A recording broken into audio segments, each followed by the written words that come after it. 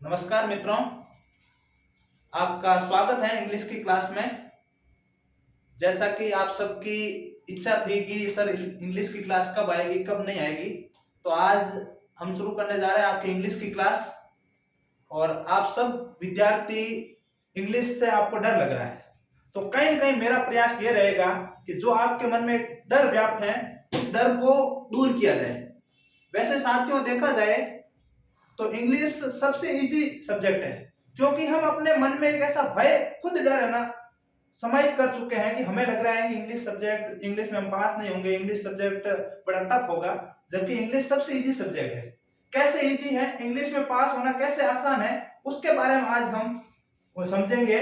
और क्या क्या कोर्स रहेगा, क्या क्या सिलेबस रहेगा, कैसे पढ़ना है, हम सब साथ में मिलकर आगामी कुछ दिनों में इसके बारे में चर्चा करेंगे और इसके बारे में पढ़ेंगे। तो आज हम थोड़ा परिचय के रूप में स्टार्ट करने जा रहे हैं कि सबसे पहले पिछले 5 सालों में क्वेश्चन कैसे आए हैं, या फिर पिछले साल का पेपर कैसा आया है, या किस किस में से क्वेश्चन या किस टॉपिक से क्वेश्चन ज्यादा पुटअप हो रहे हैं, ज्यादा उठ रहे हैं, उसके बारे में हम चर्चा करेंगे, विचार करेंगे। तो थोड़ा सा हम समझते हैं कि इंग्लिश में आता कैसे कैसे है, कितने नंबर का पेपर आता है, ग्रामर कितने नंबर की आती है, राइटिंग जो पोर्शन है वो कितने नंबर का है, रीडिंग वाला कितने नंबर का है, और जो बुक्स वाला पोर्शन है वो कितने नंबर का है। तो कहीं ना कहीं अपने मन में जो रहता है डर, वो रहता है बुक्स को लेकर के, क्वेश्चन आंसर याद नहीं होंगे। जबकि यदि देखा जाए तो बहुत बड़ा पोर्शन दूसरा है, बुक्स का नहीं है। तो आज हम वही शुरू करने जा रहे हैं, वही समझने जा रहे हैं। सबसे पहले हम ये देखते हैं कि पेपर कितने नंबर का आता है। तो जो मैक्सिमम मार्क्स हैं पेपर के, वो 100 नंबर के होते हैं। अब ये 100 नंबर कैसे डिवाइड है उसको हम समझते हैं। सबसे पहले 100 नंबर में देखा जाए तो ग्रामर का पोर्शन है जो हम सबसे पहले शुरू करने जा रहे हैं। ग्रामर का पोर्शन है वो 30 नंबर का है और सबसे इजी है। यदि आपको इंग्लिश पढ़ना है तो सबसे पहले ग्रामर पढ़ना पड़ेगा। इससे हम सेंटेंस बनाना सीख सकते हैं, इससे हम इंग्लिश क्या होती है, कैसे होती है, सब कुछ सीख सकते हैं। तो जो 30 नंबर का पोर्शन है, इससे हम आराम से, और ये पोर्शन ऐसा होता है इसमें सबका सब उसमें पेपर में दिया होता है, हमें सिर्फ समझना है और क्वेश्चन को टिक करना है। सिर्फ सबका सब पोर्शन उसमें लिखा हुआ होता है, हमें कुछ भी नहीं करना पड़ता, बस थोड़ा सा हमें मेहनत करने की जरूरत होती है। उसके बाद सेक्शन आता है रीडिंग का। रीडिंग का मतलब जो हमारे पैसेज वगैरह आते हैं वो 15 नंबर के आते हैं, और इसका आंसर उसके अंदर ही होता है। यदि हमें देखा जाए तो इसके आंसर हमें उसके अंदर से ही लेने पड़ते हैं, कई बार से नहीं है, बस लाइन टू लाइन मिलानी है, बस थोड़ा सा समझना है। तो 15 नंबर यदि हम थोड़ा सा ध्यान दें आज, क्योंकि ऑनलाइन माध्यम से हम आपको समझाएंगे इसको कैसे हल करना है, कैसे सॉल्व करना है। और जैसे हम इसको सॉल्व करेंगे तो हमें लगेगा कि 15 में से, मतलब जो कमजोर वीक बच्चा भी है ना, वो 15 में से 10 नंबर प्लस ला सकता है बड़ा इजी वे में। और यदि ध्यान से दिया जाए तो 15 में से 15 भी लाए जा सकते हैं इसमें, और बड़े आसानी से लाए जा सकते हैं, इजी वे में। और ये जो 30 नंबर का जो पोर्शन है, इसमें से कुछ टॉपिक आते हैं। कौन कौन से टॉपिक आते हैं वो भी समझेंगे हम। मेरे पास ये पेपर भी है जो जस्ट पिछले साल आया था, तो कैसे क्वेश्चन आए वो तो आज नहीं, धीरे धीरे हम जैसे जैसे टॉपिक करेंगे हम समझते जाएंगे किस टॉपिक से कैसा क्वेश्चन आया। पर कौन से टॉपिक से क्वेश्चन पुट हुआ है पिछले साल, वो आज हम समझेंगे। इसके अलावा आता है writing section. Writing section writing section है जो 25 नंबर का है। अब आप बोलोगे राइटिंग सेक्शन क्या होता है, तो सबसे पहले राइटिंग सेक्शन के बारे में देखते हैं। आपने आज दिन तक कभी तो पढ़ा ही होगा। चलो, आपने 10th क्लास में जो ओपन बोर्ड से कर रहे हैं, पर आपने पढ़ाई, हो सकता है कई बच्चे आप में से जिन्होंने पढ़ाई काफी टाइम पहले छोड़ दी है, कोई किसी कारणवश से फेल हो गया या कोई भी कारण रहा हो। सीधा आप यदि स्टडी करना है तो कभी ना कभी आपने देखा होगा आपके कभी लेटर लिखने का तो टाइम पड़ा होगा, उसके अलावा साथ में एप्लीकेशन लिखी होगी या कंप्लेन लिखी होगी। जैसे हिंदी में हम नहीं लिखते हैं कि आपको कोई प्रॉब्लम हो रही है। यदि कोई प्रॉब्लम हो रही है, जैसे आपके जो सीवरेज की लाइन होती है या बिजली कटौती को लेकर होती है, तो अपन एप्लीकेशन लिखते हैं, उसको कंप्लेन करते हैं, भाई ये कंप्लेन है और ये हमें सॉल्व की जाए। तो उसको इंग्लिश में कैसे लिखा जाता है, बहुत नॉर्मल है, उसमें लिखी हुई आती है, सब कुछ लिखा हुआ था, बस थोड़ा सा लिखने की जरूरत है। इसमें हम फिक्स पोर्शन लिखेंगे, हमारे पास फिक्स पोर्शन है। मैं आपको 5-7 लाइन ऐसे ही बता दूंगा जिसमें हर लेटर को, हर कंप्लेंट्स को लिखा जा सकता है। वो 5-7 लाइन रट लेना, मात्र 2 लाइन आपको ऐड करनी पड़ेगी। इसका मतलब पूरा का पूरा पोर्शन समझेंगे।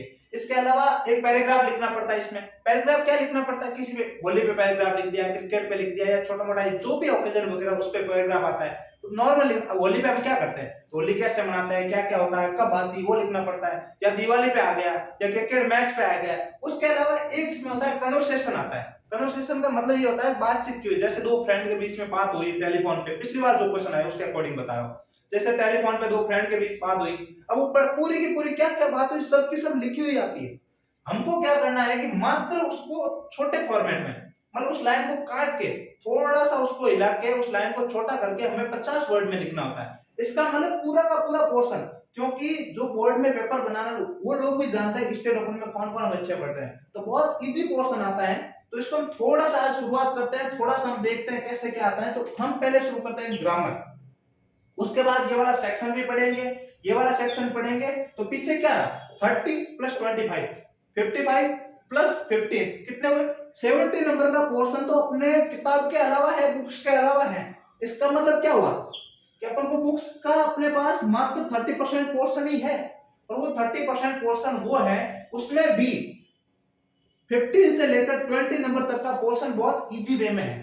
यदि उसको हम थोड़ा सा पढ़ेंगे, उसको भी पढ़ेंगे, अंत में पढ़ेंगे, उसको भी पढ़ेंगे, तो ये वाला पोर्शन बहुत इजी है। इसका मतलब 10% पोर्शन है जो थोड़ा सा मतलब लिटरेचरी रूप में कह सकते हैं, थोड़ा सा ऐसा है, तो उसको हम छोड़ देंगे एक बार के लिए।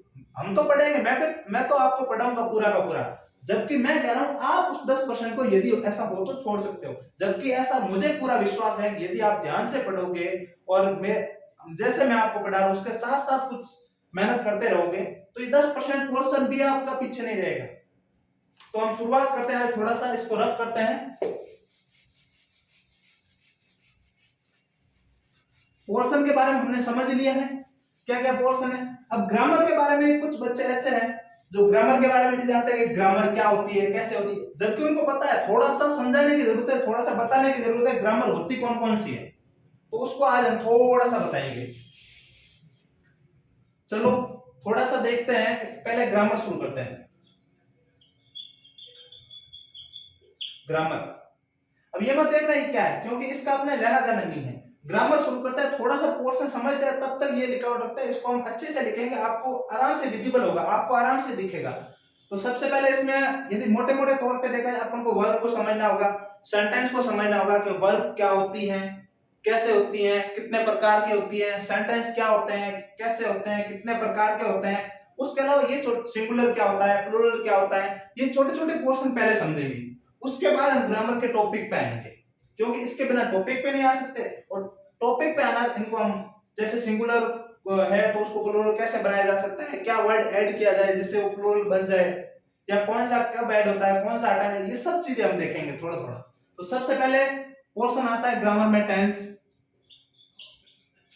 टेंस, टेंस वो जड़ है, वो पौधे की जड़ है। यदि टेंस हम जब तक नहीं पढ़ेंगे, मेरे अकॉर्डिंग ग्रामर का एक भी टॉपिक समझ, हो सकता है अलग अलग टीचर आपको अलग अलग बता देंगे, मेरा अनुभव ये कहता है कि जब तक हम टेंस को नहीं पढ़ेंगे, टेंस वो चीज है जिस सेंटेंस बनाना सिखाती है, सेंटेंस कैसे बनना वो फॉर्मेट सिखाती है, और उसके आधार पर जितने भी टॉपिक होते हैं इसके ऊपर एक तरह से ये कह सकते हैं ये रूट है। रूट का मतलब ये जड़ है। तो यदि हमें बरगद एक पेड़ बनाना है तो इस रूट को पूरा का पूरा मजबूत करना पड़ेगा, और सबसे पहला पोर्शन भी हम यही शुरू करेंगे। उसके बाद आपके टॉपिक में एक्टिव पैसिव भी है। एक्टिव पैसिव आप बोलोगे कि सर क्या होता है एक्टिव पैसिव, तो एक्टिव पैसिव भी हम इसके बाद पढ़ेंगे। एक्टिव पैसिव इसके आधार पर ही टिका हुआ है, यदि ये आ रहा है तो ये आएगा वरना नहीं आएगा। एक्टिव पैसिव का अर्थ होता है किसी बात को यदि किसी ने बोला है तो उसको दूसरे तरीके थोड़ा सा घुमा के। अब देखो यदि हम थोड़ा क्या परिचय में है तो इसको हम यहाँ पे समझा नहीं सकते, जब इस टॉपिक को शुरू करेंगे तब इसको पूरा का पूरा समझेंगे। नरेशन भी है जिसको हम डायरेक्ट इनडायरेक्ट कहते हैं। डायरेक्ट इनडायरेक्ट,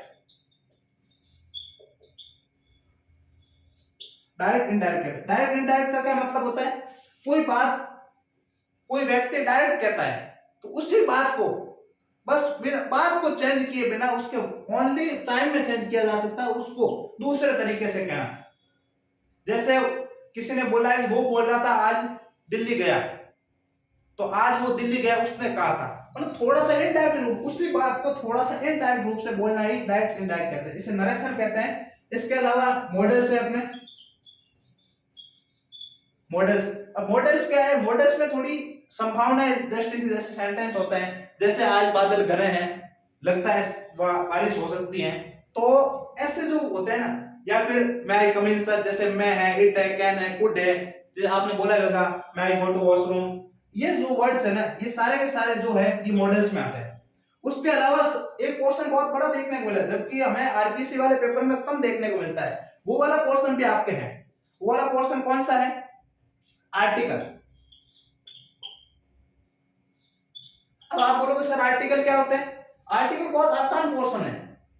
जैसे मैं बोलूं I am going to Jodhpur, I am going to Jaipur, I am going to Delhi, तो ये टू क्या है, टू क्या है, आर्टिकल लग रहा है, ये अपन को दर्शा रहा है, ये इंडिकेट कर रहा है कि हम कहां जा रहे हैं। जैसे he is coming from Jaipur, from, from क्या है, आर्टिकल है, इसका मतलब फ्रॉम क्या कर रही है, फ्रॉम हमें ये इंडिकेट कर रही है कि किसी को सेंटेंस को अच्छा बनाने के लिए, जोड़ने के लिए वो वहां से हम, अब कैसे क्या है, इसकी फॉर्मेटिंग पूरा कैसे होता है, ये कहां काम करता है, क्यों जरूरत पड़ी इसको, इसमें भी कुछ पोजीशंस होती हैं, ये आर्टिकल में आता है। अब आर्टिकल में ऐसे देखा जाए, ये आर्टिकल में नहीं है, आर्टिकल में मेनली रूप से देखा जाए ए एंड द ही है, पर मुख्य रूप से ए एंड द वाले पोर्शन में आके प्रीपोजिशन का जो आर्टिकल, मेरी दृष्टि में मैं आर्टिकल और प्रीपोजिशन को एक ही मानता हूं। क्यों मानता हूं, क्योंकि ये भी वर्ड को थोड़ा एक कैप्चर रूप देते हैं, ये भी एक कैप्चर रूप देते हैं। तो इसमें आर्टिकल में कौन सा होता है, A and the, A and the, A and the कौन से, जैसे आपने देखा होगा ए कहां लगेगा, एन कहां लगेगा, जैसे आई हैव ए कार, ए लग गया, ठीक है। अब एन कहां लगेगा, द कहां लगेगा। इसके अलावा ये जो पोर्शन है ना, वैसे ये आर्टिकल में ही होते हैं, पर मुख्य रूप से इसको एक नया नाम दिया गया है, प्रीपोजिशन, जैसे टू है, फ्रॉम है वगैरह, ये जो आती है ना, इसको हम कहते हैं प्रीपोजिशन, प्रीपोजिशन,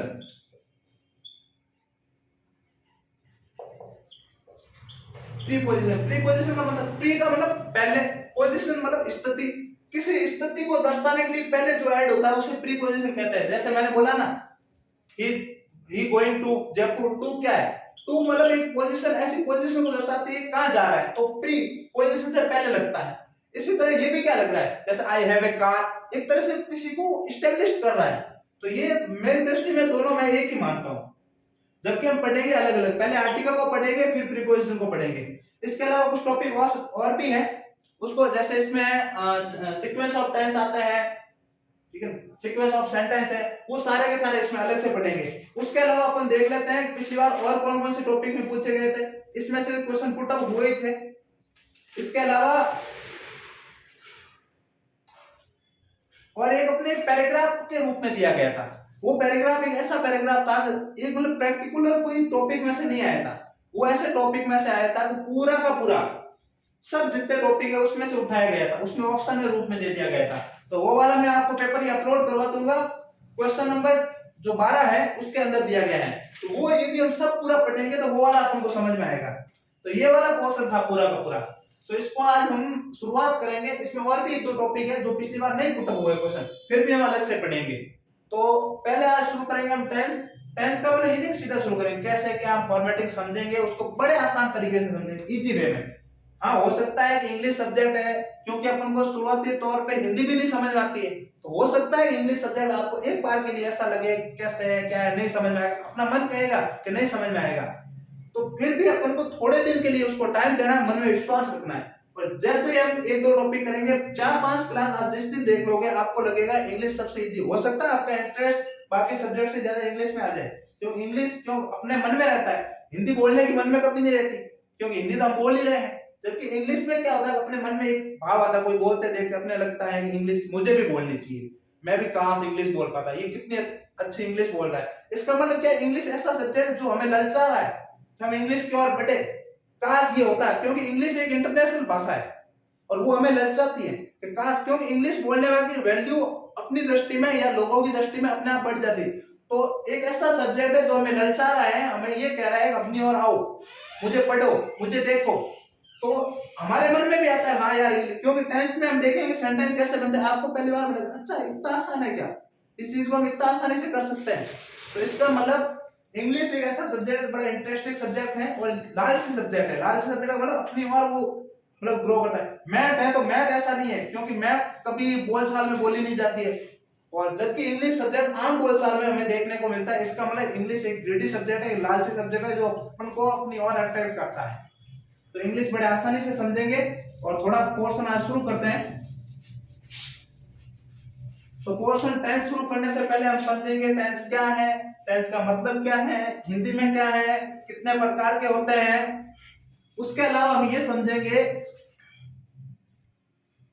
तो प्रिय मित्रों, हम आज शुरू करने जा रहे हैं टेंस। जैसे हमने थोड़ा सा पढ़ा ही था, पहले देखा ही था कैसे क्या आएगा, तो टेंस को हम आज देखने जा रहे हैं। टेंस, टेंस का हिंदी अर्थ होता है काल, समय। अब इतना हमें समझ में आ गया है कि काल समय यदि इसका हिंदी अर्थ होता है तो इसका मतलब ये क्या इंडिकेट करेगा, हमें समय दर्शाएगा। इसका मतलब समय कितने प्रकार के होते हैं, यदि हम हिंदी में समझते हैं इसको, एक हिंदी के तरीके से समझेंगे समय कितने प्रकार के होते हैं। एक समय जो अभी चल रहा है, एक समय जो बीत गया है, एक समय जो आने वाला है। इसका मतलब समय 3 प्रकार के होते हैं, काल 3 प्रकार के होते हैं इसके। तो टेंस भी कितने प्रकार के होंगे, what is the kind of tense, tense के प्रकार, काइंड मीन इसके प्रकार, टाइप कितने प्रकार के होते हैं, 3 प्रकार के। अब हिंदी में क्या कहते हैं, जो बीत गया उसको भूतकाल। जैसे अपन के आसपास में हम कहते हैं जो पहले सरपंच था या पहले जो एमएलए था उसको क्या बोलते हैं, भूतपूर्व। इसका मतलब भूतकाल। दूसरा जो अभी है, तीसरा जो अभी आएगा, जो भविष्य काल है। तो मतलब भूत, वर्तमान और भविष्य। ऐसे ही इंग्लिश में होता है डिवाइडेशन इसका। कैसे क्या, तो देखो 3 तरीके से इसको डिवाइडेशन करेंगे अपन। पहला, इसको वैसे तो पहला पास्ट है पर इसको हम आसानी पढ़ने के लिए पहले प्रेजेंट को पढ़ेंगे, क्योंकि वर्तमान को यदि आज के समय को हमने समझ लिया तो पहले वाला भी समझ में आ जाएगा, आने वाला भी समझ में आ जाएगा। इसका मतलब पहला है प्रेजेंट, पहला है प्रेजेंट, दूसरा है पास्ट और तीसरा है फ्यूचर। फ्यूचर, FUTURE, फ्यूचर, ये आ रहा है ना। तो इसका मतलब हिंदी में क्या हुआ, वर्तमान, वर्तमान जो अभी चल रहा है, पास्ट जो भूतकाल जो बीत गया, फ्यूचर भविष्य काल जो आने वाला है। इसका मतलब टेंस कितने प्रकार के होते हैं, टेंस होते हैं 3 प्रकार के, मतलब समय 3 प्रकार का होता है, प्रेजेंट, पास्ट, फ्यूचर। इसका मतलब 3 प्रकार, ये तो हमें समझ में आ गया टेंस 3 प्रकार के होते हैं, बिल्कुल 3 प्रकार के होते हैं। अब सर इसके अलावा कुछ भी नहीं पढ़ना, नहीं, थोड़ा सा और ध्यान देना, एक चीज और ध्यान देना। यदि हमने 3 प्रकार पहले याद कर लिया है कि प्रेजेंट, पास्ट, फ्यूचर, तो थोड़ा सा और ध्यान दे देते हैं कि इसमें भी कौन कौन से टेंस होते हैं। इसमें सब में ये 4 प्रकार का होता है, ये 4 प्रकार का होता है, ये भी 4 प्रकार होता है। तो मतलब ये 4 टेंस है जो 4 प्रकार के होते हैं। अब आप कहोगे सर 3 तो हमने ये पढ़ लिए, अब 4 वो पढ़ेंगे, हमसे नहीं पढ़ी जाती इंग्लिश, क्या करें, ऐसा थोड़ी याद करेंगे, इससे अच्छा कुछ और पढ़ लेंगे। नहीं, सिर्फ ये 3 याद करने का, मात्र प्रेजेंट वाले याद कर लिए तो सारे के सारे सेम है, बस कुछ भी नहीं। इसके पीछे प्रेजेंट जुड़ेगा, इसके पीछे पास्ट ऐड हो जाएगा, इसके पीछे फ्यूचर ऐड हो जाएगा। इसका मतलब मात्र ये 3 याद करने के बाद ये 4 ही याद करने हैं, बाकी ऑटोमेटिक याद होंगे। कैसे, अभी समझाता हूं। इसमें होता है पहला सिंपल, सिंपल टेंस। अब सिंपल का अर्थ ही देख लो, इसका अपने आप में सिंपल है, सिंपल मतलब बहुत इजी होगा, ये पढ़ने में भी इजी होगा। कैसे सिंपल होगा, यदि आपको नहीं लगेगा तो भी हम दोनों मिलकर इसको सिंपल बना देंगे। दूसरा कंटिन्यूअस,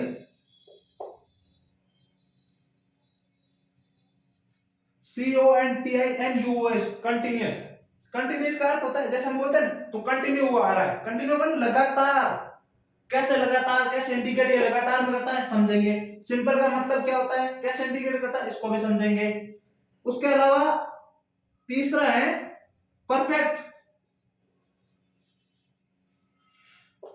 PERFECT। इसको थोड़ा रनिंग में ना लिखते हुए नॉर्मल लैंग्वेज में लिख देता हूं मैं, आपको आसानी से समझ में आएगा। PERFECT, perfect. अब देखो जैसे कोई कहते हैं ना आदमी वो परफेक्ट है, परफेक्ट का मतलब होता है फिक्स है। तो इसका मतलब ये क्या बताएगा, ये समय क्या बताएगा, परफेक्ट समय बताएगा। और चौथा होता है अब देखो ये तीन याद करना है, चौथा ऑटोमेटिक याद होगा। यदि आपको ये याद है और ये याद है तो चौथा टेंस क्या होता है? PRFECT, perfect. और यही कंटिन्यूअस भाषा। अब मैं शॉर्ट में लिखता हूं, वापस क्या है? कंटिन्यूअस, CONTI शॉर्ट में लिखा, यही कंटिन्यूअस वापस है। अब देखो इसके पीछे क्या ऐड होगा? Present simple, present continuous, present perfect, present perfect continuous. इसका मतलब प्रेजेंट याद हो गया, पास्ट याद हो गया, फ्यूचर भी याद हो गया। पहले ये तीन तो हमें याद ही थे, इसके साथ हमने सिंपल याद कर लिया, कंटिन्यूअस को याद कर लिया और साथ में परफेक्ट को याद कर लिया। अब जैसे हम तीनों को याद किया तो चौथा ऑटोमेटिक याद हो गया। कैसे? ये साथ दोनों का ऐड है, परफेक्ट कंटिन्यूअस। अब साथ में ये क्या होगा? इसमें भी सेम होगा, past simple, past continuous, past perfect, past perfect continuous. Future में क्या होगा? Future simple, future continuous, future perfect, future perfect continuous. इसका मतलब टेंस बहुत आसान है। ठीक है, थोड़ा सा हम लिख ही देते हैं इसको, वैसे लिखने की जरूरत नहीं, आप बहुत समझदार हो फिर भी लिख देता हूं। सिंपल, TINUOUS, कंटिन्यूअस, ये एस है ना, ये वाला नॉर्मल लैंग्वेज में लिख ही देता हूं। फिर उसके बाद है परफेक्ट, PRFECT, परफेक्ट। उसके बाद चौथा है परफेक्ट कंटिन्यूअस, परफेक्ट कंटिन्यू। साथ में आप ये करना, नोटबुक लेके बैठना, ऐसा नहीं वीडियो देख के पास हो, नोटबुक लेके बैठोगे, साथ साथ में लिखते रहोगे ना, तो जैसे देखते हैं तो अपना माइंड इधर उधर हो जाता है, जबकि लिखते हैं तो अपन का माइंड इधर उधर होगा तो क्या होगा? कॉपी में गलत लिखा जाएगा, ऊपर नीचे लिखा जाएगा। इसका मतलब माइंड वहां ही रहता है अपना। इसका मतलब साथ में कॉपी लेके बैठना। इसको भी हम लिख देते हैं, फ्यूचर को फ्यूचर सिंपल, दूसरा वही, इसको मैं शॉर्ट में लिखता हूं क्योंकि पहले लिख ही दिया, आप समझदार हो। ये तो हम सिर्फ परिचय के रूप में पढ़े इसलिए। उसके अलावा परफेक्ट, परफेक्ट, चौथा है परफेक्ट कंटिन्यूअस। इसका मतलब हमने टेंस को बड़े आसानी से समझ लिया। समझा मतलब टेंस होते, सबसे पढ़ने से पहले ये भी तो पता होना चाहिए टेंस कितने प्रकार के होते हैं। इसका मतलब टेंस मतलब काल, काल तीन प्रकार के होते हैं। प्रेजेंट, PRESENT, प्रेजेंट मतलब वर्तमान जो चल रहा है, पास्ट जो बीत गया है, और फ्यूचर जो आने वाला है। इनके प्रकार देखे जाए तो present simple, present continuous, present perfect, present perfect continuous, वही सेम का सेम वापस दोहराया जा रहा है। इसका मतलब टेंस के प्रकार तो हमें पता है, टेंस के टाइप्स कितने हैं वो तो हमें पता है। यदि वो पता है तो ये कैसे बनते हैं, क्या बनते हैं, उसके बारे में थोड़ी सी फॉर्मेटिक समझ ही लेते हैं। इसको आपने उतार लिया होगा, मैं इसकी उम्मीद करता हूं। यदि आपने नहीं अभी तक लिखा है, वैसे मैंने बहुत धीरे धीरे लिखा, अपने हाथ से लिखा, साथ साथ में आपको लिख देना चाहिए। नहीं भी लिखा है तो आप ऐसा करना कि इसको वीडियो को थोड़ा सा रोक के लिख दीजिएगा। ठीक है, इसको मैं रब कर रहा हूँ।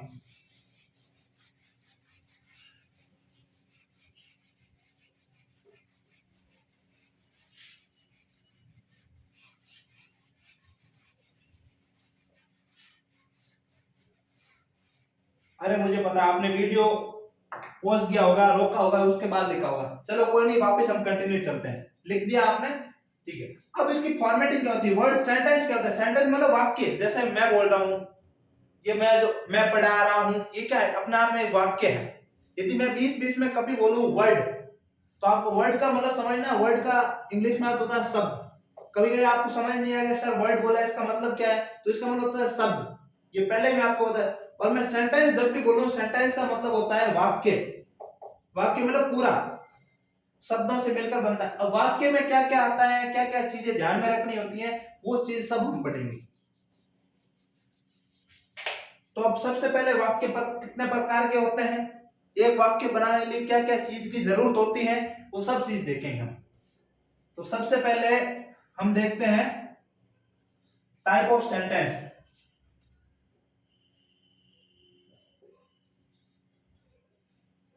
सेंटेंस मतलब वाक्य। वाक्य के प्रकार कितने होते हैं? सबसे पहले होता है अफर्मेटिव, AFFIRMATIV, अफर्मेटिव। अफर्मेटिव का अर्थ होता है, या फिर इसको हम पॉजिटिव भी बोल सकते हैं, POSITIV, पॉजिटिव। इसका मतलब पॉजिटिव, जैसे पॉजिटिव का मतलब क्या होता है? साधारण वाक्य, एकदम से पॉजिटिव है। साधारण, जैसे क्या है, वो तो एक पॉजिटिव पर्सन है, पॉजिटिव आदमी है, इसका मतलब साधारण आदमी है। तो पहला हो गया अफर्मेटिव या पॉजिटिव, दूसरा क्या होगा नेगेटिव,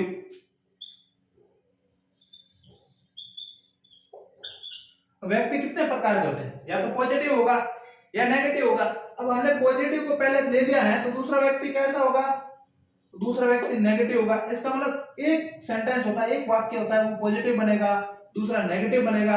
अब तीसरा कैसा बनेगा, एक व्यक्ति क्या बोलेगा कि तू ये काम कर ले बहुत अच्छा है, इसका मतलब पॉजिटिव व्यक्ति। दूसरा कहता है तू ये काम मत कर, इसका मतलब मना कर रहा, वो नेगेटिव आदमी है।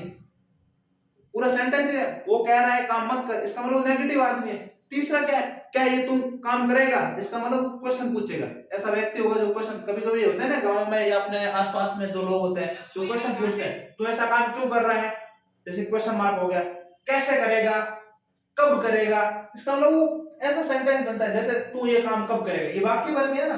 तो ये इंट्रोगेटिव हो गया। इंट्रोगेटिव का मतलब वो क्या हुआ, प्रश्नवाचक, इंटेरोगेटिव।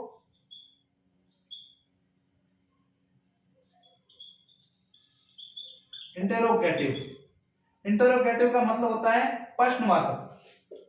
और चौथा वही है कि ऐसा व्यक्ति होता है, क्या तू वो काम नहीं कर रहा है, इसका मतलब क्वेश्चन भी पूछ रहा है और नेगेटिव भी है साथ में। इसका मतलब चौथा जो होता है ना, जैसे हमने पढ़ा था परफेक्ट कंटिन्यू, वैसे वैसे ये चौथा वाक्य होता है वो होता है इंट्रोगेटिव नेगेटिव।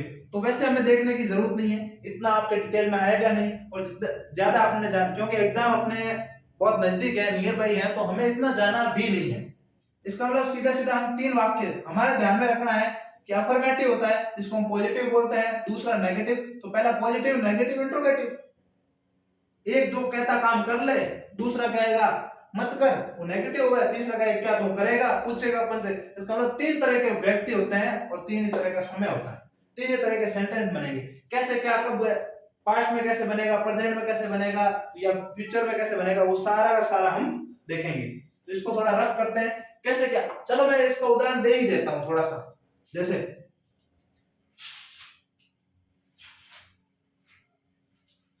वो व्यापार कर रहा है।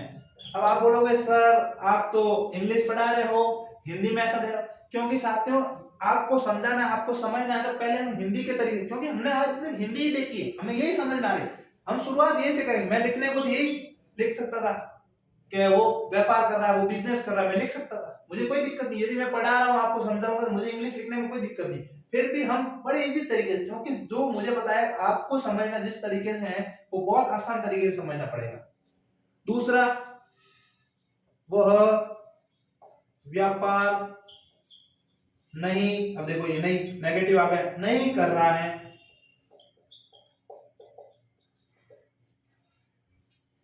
चौथा सॉरी तीसरा, क्या वह व्यापार कर रहा है, ये क्वेश्चन मार्क। इसका मतलब ये क्या लगा आगे, क्या वो, या फिर ये सेंटेंस बना वो व्यापार कैसे कर रहा है, वो व्यापार कब कर रहा है, ये सारे के सारे जो इंट्रोगेटिव है वो क्या बनते हैं। तो ये तीन तरह के सेंटेंस हैं, पॉजिटिव, नेगेटिव, इंट्रोगेटिव। अब मैं बताने को आपको इसको इंग्लिश में लिखकर बता सकता हूं, पर मुझे लगता है इसका कोई फायदा नहीं, क्योंकि मैं इंग्लिश में लिखूंगा आपको पता ही नहीं कैसे बना, इंग्लिश में कैसे लिखा गया, आपने ये क्यों लिखा। इसका मतलब पहले हम ये समझेंगे, उसके बाद इंग्लिश में धीरे धीरे हम ये हिंदी में जो एग्जांपल दिया, उदाहरण दिया है, धीरे धीरे हम इंग्लिश में देंगे। कैसे देंगे थोड़ा सा समझते हैं। जैसे मैं आपको 5-7 क्लास पढ़ा दूंगा आपको समझ में आने लग जाएगा, ये सेंटेंस मैं इंग्लिश में लिखूंगा तो भी आप समझ लोगे धीरे धीरे थोड़ा थोड़ा। तो मैं सीधा एग्जांपल है जो इंग्लिश में ही दूंगा, क्योंकि साथियों मेरा जो पढ़ाने का या टीचिंग एक्सपीरियंस है वो ऐसा नहीं मैं आपको पहली बार पढ़ा रहा हूं। हो सकता है आपको बताने के लिए मुझे भी हिचकिचाहट हो रही, क्योंकि मैं ये सोच रहा हूँ आपको कहीं मैं लेवल का ना पढ़ा दूं। यदि मैंने आपको लेवल का पढ़ा दिया, आपको समझ में नहीं आया, तो आपके ये जो कोर्स परचेज किया या फिर ये वीडियो देखा जो भी है आपके कोई काम का नहीं। और ये सब्जेक्ट वैसे भी अपने आप में बर्डन था, बर्डन मतलब एक भारीपन होता है कि सब्जेक्ट इंग्लिश कौन पढ़े यार, ठीक है पास हो जाए, लाइनें मिला दे, पैसेज कर। पर आपको ऐसा नहीं करना, आपके दूसरे साथी हैं जो वो ऐसा करेंगे, लाइनें मिलेंगे, पर आपको नहीं मिलाना, आपको सिर्फ समझना है, उसके बाद आपको जो आंसर करना है ठीक। तो वैसे मैं ऑफलाइन में जब पढ़ाता हूँ तो दूसरे बच्चे आ रहे हैं उनको मैं मोस्ट ऑफ द जो एग्जांपल्स है वो इंग्लिश में ही रहता हूँ और उनको अलग तरीके से, पर आपको मैं धीरे धीरे उसके लेवल पे लाऊंगा। उसके बाद मैं जैसे उनको पढ़ा रहा हूँ, पिछले कई टाइम से पढ़ा रहा हूँ, वैसे समय बताना यह नाजायज होगा मुझे लग रहा है, क्योंकि आपको अकॉर्डिंग टू माय एज आपको लग भी नहीं रहा होगा, बट मैंने बहुत कम टाइम में इस सब्जेक्ट को पढ़ाना शुरू कर दिया था। तो चलो हम आगे बढ़ते हैं। अब सेंटेंस बनाने के लिए हमें और क्या जरूरत होगी, तो सबसे पहले वाक्य कैसे बनता है इंग्लिश में। सेंटेंस वाक्य कैसे बनता है, यदि हमें सेंटेंस कोई बनाना है, यदि कोई बनाना है उसको, तो सेंटेंस फॉर्मेटिंग क्या होती है, फॉर्मेट क्या होता है। तो पहला जैसे फॉर्मेट, सबसे पहले सब्जेक्ट, सबसे पहले क्या जरूरी होता है, सब्जेक्ट।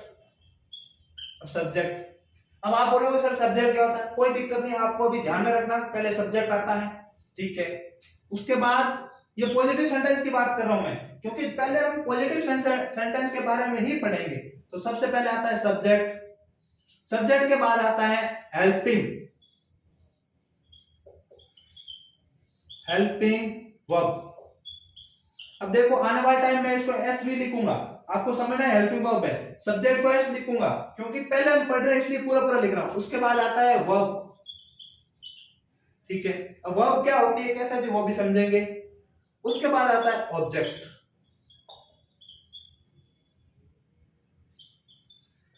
ऑब्जेक्ट, ठीक है। ये वाला है सेंटेंस फॉर्मेटिंग। सेंटेंस यदि किसी को बनाना है ये तो चीजें होनी ही चाहिए। अब हो सकता है कि और सेंटेंस बनाना हो तो उसके पीछे जो भी उसके सेंटेंस के अंदर आ रहा है वो 10 में पीछे डाल देंगे। इसका मतलब सबसे पहले क्या आएगा, सब्जेक्ट, जिसको हम हिंदी में कहते हैं विषय। विषय कौन सा होगा, कैसे पहचानेंगे, यही सब्जेक्ट है, उसके बारे में पढ़ेंगे। फिर हेल्पिंग वर्ब। अब आप बोलोगे सर ये हेल्पिंग वर्ब क्या होती है, तो आज भी हमने नहीं देखी, वो भी बताऊंगा कौन सी हेल्पिंग वर्ब कौन से टेंस में काम आती है। जो हमने देखा था ना कि टेंस 3 प्रकार के होते हैं, फिर उसके भी अलग अलग पार्ट देखे हमने, चार चार, तो चार चार पार्ट देखेंगे, उनकी छोटी छोटी हेल्पिंग वर्ब है, कौन सी कब काम आएगी या किसकी कौन सी है, वो मैं सोच रहा हूँ कि आपको पहले ना बता के टेंस जब पढ़ेंगे उसके साथ साथ ही बताएंगे। हो सकता है मैं आपको पहले बता दूं, आपको थोड़ा आसान होगा। उसके बाद आता है वर्ब, इसको हिंदी में कहते हैं क्रिया, इसको हिंदी में कहते हैं विषय। इसको अब देखो हेल्पिंग, हेल्प मतलब सहायता करना, और वर्ब मतलब क्रिया, तो क्या होगी, सहायक क्रिया, सहायक क्रिया। उसके बाद ऑब्जेक्ट, ऑब्जेक्ट मतलब जो पीछे का पार्ट बचता है, कैसे ऑब्जेक्ट निकालेंगे, जो ऐसा आंसर देता है, वो और वोम का जो आंसर देता है वो क्या होता है, ऑब्जेक्ट होगा। जैसे वो क्या दिल्ली जा रहा है, वो दिल्ली जा रहा है, तो कौन दिल्ली जा रहा है, तो वो, ठीक है। जैसे दिल्ली जा रहा है, कैसे क्या सेंटेंस के अकॉर्डिंग समझेंगे हम इसको, ऑब्जेक्ट क्या होता है उसको पूरा परफेक्ट समझेंगे। ऑब्जेक्ट का हमें बहुत काम पड़ेगा, बहुत सारा ऑब्जेक्ट का हमें काम पड़ेगा, क्योंकि पूरा पूरा एक्टिव पैसिव हमने देखा था वो ऑब्जेक्ट पे ही टिका हुआ है। तो ऑब्जेक्ट क्या है इसको मैं अलग से समझाऊंगा एक बार के लिए। जबकि सेंटेंस दो चीजों से भी बन सकता है, सब्जेक्ट और, यदि एक सेंटेंस बनाना है तो दो चीजें तो बहुत आवश्यक है, इसके बिना सेंटेंस बन ही नहीं सकता। पहला है वर्ब और दूसरा सब्जेक्ट, इसके बिना बन ही नहीं सकता। हेल्पिंग वर्ब ये होती है सेंटेंस को पूरा करने के लिए हेल्पिंग वर्ब की जरूरत होती है, और ये वाला किसी काम को एक्स्ट्रा बताने के लिए, किसी के बारे में बात करने के लिए, ठीक है, या किसी का आंसर देने के लिए क्या कर रहा है क्या नहीं, मतलब ये वही ऑब्जेक्ट का कार्य करता है। और जो ऑब्जेक्ट में नहीं आता, अब देखो ऑब्जेक्ट में दो प्रैक्टिकल चीजें हैं, जिसका आंसर मिलेगा वही ऑब्जेक्ट, वो नहीं आएगा, ऑब्जेक्ट नहीं है तो दूसरा आदर्श में चला जाएगा, कैसे क्या वो समझेंगे। चलो तो ये वाला अपन ने समझ लिया है।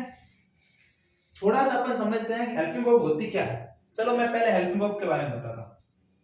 चलो मैं बता रहा था पहले सब्जेक्ट वाला, अरे भूल गया सब्जेक्ट क्या होता है, क्योंकि मुझे तो पता ही है सब्जेक्ट। अब आप बोलोगे सर सब्जेक्ट की डेफिनेशन क्या है, सब्जेक्ट की परिभाषा क्या है, तो सीधी सीधी एक ही परिभाषा है सब्जेक्ट की। वो परिभाषा ये है कि जिसके बारे में बात की जाए। हो सकता है आपको अलग अलग टीचर अलग अलग बात बताते हो, पर मेरे मानने में यही है, मेरा अनुभव यही कहता है जिसके बारे में बात की जाए,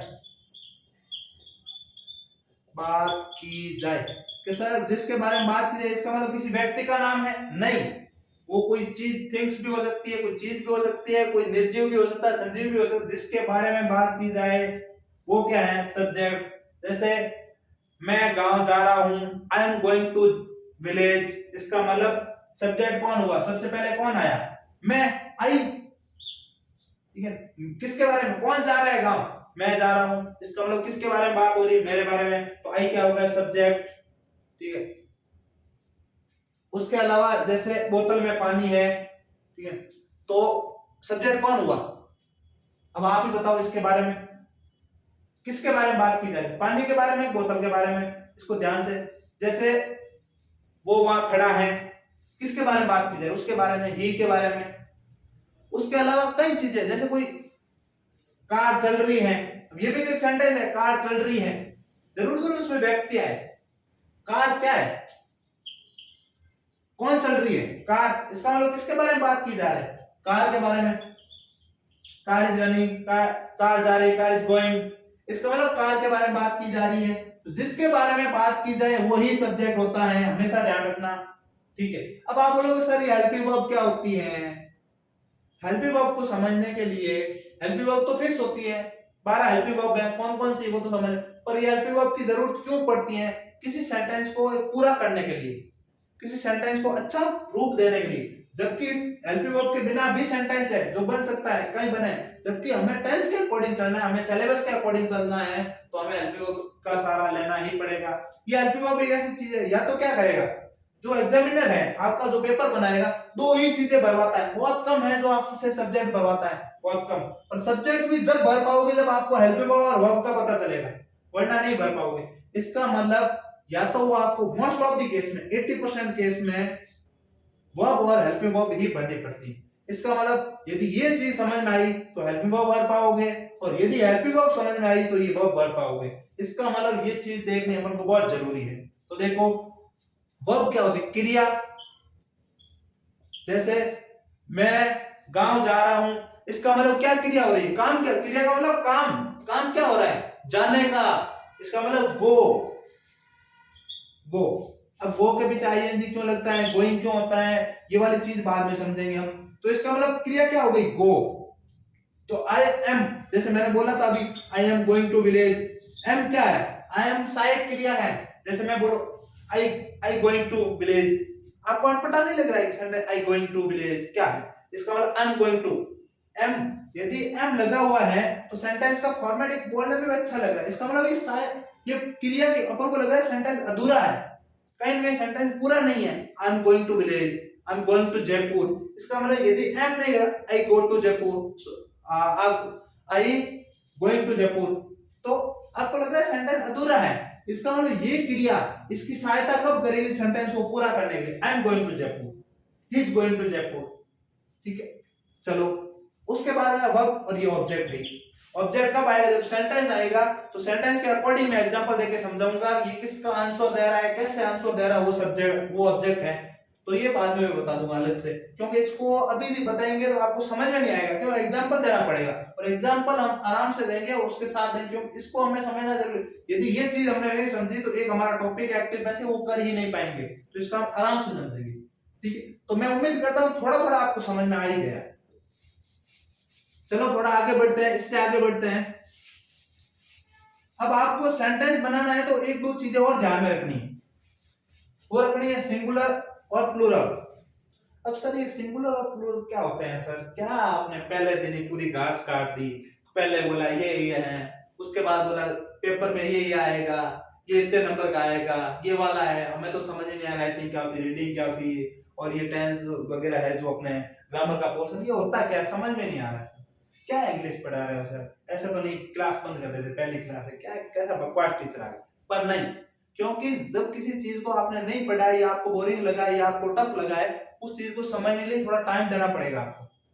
हो सकता है कि मैंने इतनी सारी चीजें बता दी, हो सकता है सीक्वेंस में आपको नहीं लगी, कैसे इधर से उधर जा रहा है, इधर, पर नहीं, पहले दिन आपका ओनली इंट्रोडक्टिव क्लास है, ये मात्र आपका इंट्रोडक्शन, आपका और मेरा मात्र इंट्रोडक्शन हो रहा है, कुछ भी न तो मैं आपको कुछ पढ़ा रहा हूं न बात, ये सारी चीज ऐसा नहीं जल्दी जल्दी पढ़ा दिया समझ में नहीं आया, कुछ शुरू किया ही नहीं है हमने, तो नॉर्मल ही समझा है, आज सिर्फ इंट्रोडक्शन हुआ है।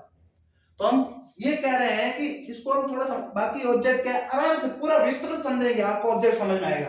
ये वर्ब क्या है, आप क्या सोच रहे हो, मैंने इतना सा बता दिया वर्ब आपको समझा दी मैंने, नहीं, एग्जांपल उदाहरण दे दे के समझाऊंगा, बहुत सारे, कम से कम हम 50 सेंटेंस 100 सेंटेंस लिखेंगे तो आपको समझ आ यार वर्ब तो ये है, क्रिया ये है, सब क्रिया अलग अलग होती है। ये सहायक क्रिया कहाँ कहाँ कैसे यूज होती है, कौन कौन सी होती है, सब अलग से बताएंगे। टेंस के साथ तो बताऊंगा, अलग से बताऊंगा, और जैसे यूज करेंगे उस सेंटेंस के अंदर तो हमको समझ में आएगा ये होती है, कहाँ ये यूज नहीं होती। और रही बात सब्जेक्ट, कैसे सब्जेक्ट, अब आप बोल रहे हो सर आपने तो बता दिया सब्जेक्ट वो होता है जिसके बारे में बात की जाए, हमें कैसे पता चलेगा। तो इतने हम एग्जांपल देंगे, इतने उदाहरण लिखेंगे, आपको पहले पता चल जाएगा ये वाला सब्जेक्ट है। मुझे लग रहा है कि हो सकता है कोई बंदा इसको ध्यान से नहीं देखेगा, ध्यान से नहीं पढ़ेगा, और यदि आप वीडियो बंद कर दिया और सोचा कुछ नहीं लाइनें मिला के अपन, आपका उद्देश्य पास होना नहीं होना चाहिए।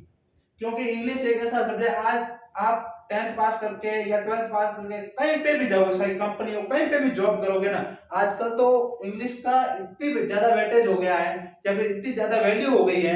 मैं मानता हूं कि आप यदि ऑनलाइन आज पैसे भी किसी को देने हैं ना तो कैश तो बहुत कम हो गया, क्या हो रहा है ट्रांजेक्शन, और वहां सब लैंग्वेज मोबाइल में देखो पूरी की पूरी लैंग्वेज क्या लिखी हुई है, इंग्लिश की। तो इसको आपको भागना नहीं, थोड़ा सा टाइम देना है, सिर्फ हम समझ रहे हैं, जैसे शुरू करेंगे धीरे धीरे समझेंगे, आराम से समझ में आएगा। चलो इसके आगे हम थोड़ा सा सिंगुलर प्लूरल को समझते हैं। अब सेंटेंस में दो चीजें और ध्यान रखनी होगी। पहला सिंगुलर, सिंगुलर सिंगुलर, अब देखो हिंदी में आपने पढ़ा होगा, और सर ये सिंगुलर होता है क्या, मैं सोच रहा था सिंगुलर क्या होगा। सिंगुलर, सिंगुलर मतलब सिंगल, सिंगल का मतलब एक, और सिंगुलर का मतलब एक वचन, मतलब ऐसा जिसके एक के बारे में बात की जाए, जिसमें बहुत सारे नहीं हो, सिर्फ सिंगल हो। दूसरा प्लूरल, अरे सर ये तो समझ में आ ही गया हमें तो, कैसे है, एक बताइए दूसरा क्या होगा, एक यदि एक वचन है तो दूसरा क्या होगा, बहुवचन। इसका मतलब इंग्लिश में दो ही वचन होते हैं, दो ही होते हैं, पहला होता है सिंगुलर, दूसरा प्लूरल। प्लूरल, प्लूरल मतलब बहुवचन। अब बहुवचन एक वचन कैसे मैं बताता हूं, जैसे मैं पढ़ रहा हूं, मैं क्या हुआ सिंगुलर, या फिर वो पढ़ रहा। अब देखो मैं का तो कहीं कहीं यूज प्लूरल में भी होता है, वो कैसे होता है वो तो हम टेंस के साथ पढ़ेंगे। जैसे वो जा रहा है, वो खा रहा है, वो पढ़ रही है, ठीक है ना, तो इसका मतलब ये सिंगुलर हो गया, अकेले एक के बारे में बात की जा रही है। जैसे हम पढ़ रहे हैं, वे जा रहे हैं, तुम सब क्या कर रहे हो, इसका मतलब सब बहुत सारे एक से अधिक के बारे में बात हो रही है, इसका मतलब क्या हो, ये प्लूरल हो गए। तो इसकी हमें मुख्य जरूरत पड़ेगी, एक वचन और बहुवचन की हमें सेंटेंस बनाने के लिए, टेंस पढ़ने के लिए जरूरत पड़ेगी। क्यों पड़ेगी, क्योंकि कौन सी हेल्प वर्ब सिंगुलर के साथ आएगी, कौन सी प्लूरल के साथ आएगी, वो हमें पता होगा तब होगा। अब देखो सिंगुलर प्लूरल क्या होते हैं वो थोड़ा सा समझते हैं। अब सिंगुलर में कौन कौन आता है, ही, सी, इट। अब सर ये इट क्या होता है, इट का क्या लफड़ा है, इट क्या होता है, कैसे होता है, मैं इसको आसानी से समझा दूंगा आपको। दूसरा प्लूरल में कौन कौन से आते हैं, तो इसमें देखो अब आई भी इसमें होता है, आई कभी कभार सिंगुलर में आता है, कैसे आता है मैं आपको बता दूंगा। एक जगह आई सिंगुलर में काउंट होता है, वैसे तो आई सिंगुलर में पर आई को प्लूरल में काउंट किया जाता है, तो ये सिंगुलर और प्लूरल दोनों में काउंट होता है, दोनों में यूज होता है। तो ये कहां कौन सा यूज होता है वो हम पढ़ेंगे तब समझ में आएगा। तो यहां मैं लिखता हूं आई वी, वी का देखो ही का होता है वह, लड़के के लिए यूज होता है, सी का होता है वह, ये लड़की के लिए यूज होता है, और इट मतलब कोई निर्जीव के लिए यूज होता है, इट इज कार, तो ये इट भी सिंगुलर में होता है। वी का होता है हम, फिर दे का होता है वे, मतलब वे पढ़ रहे हैं, इसका मतलब बहुत सारे लोग हैं, और फिर you, I we they you, ये सब प्लूरल में आते हैं। तो इसका मतलब यदि पहले वी लिखा हुआ है तो प्लूरल एल्फिबेट है। तो ये वाला तो आपको समझ में आई होगा, गया होगा, आई वी दे यू ये सब प्लूरल होते हैं, बहुवचन होते हैं। तो लगभग मोटे तौर पे हमने पूरा का पूरा इंट्रोडक्शन आज दे ही दिया है, और कैसे कैसे क्लास होगी, कौन कौन सी होगी, क्या होगी, और सेंटेंस कैसे बनते हैं, कितने प्रकार के होते हैं, और इसके अलावा हमने ये वाले पढ़ लिए हैं, सिंगुलर क्या होता है, प्लूरल क्या होता है। अभी कैसे क्या होता है, कैसे बनेगा, कौन सा सिंगुलर होगा, ये हम आगे आगे पढ़ते जाएंगे जैसे जैसे आगे बढ़ेंगे। तो आज समय काफी हो गया, हमने इंट्रोडक्शन किया है, अगली क्लास में मिलते हैं जल्दी, और यहीं से शुरू करेंगे, जहां हमने एंड किया वहीं से शुरू करेंगे, और सीधा हम टेंस पे शुरू करेंगे। अभी टेंस शुरू नहीं किए, कल से जब हमारी क्लास होगी तब हम टेंस शुरू करेंगे। ठीक है, धन्यवाद।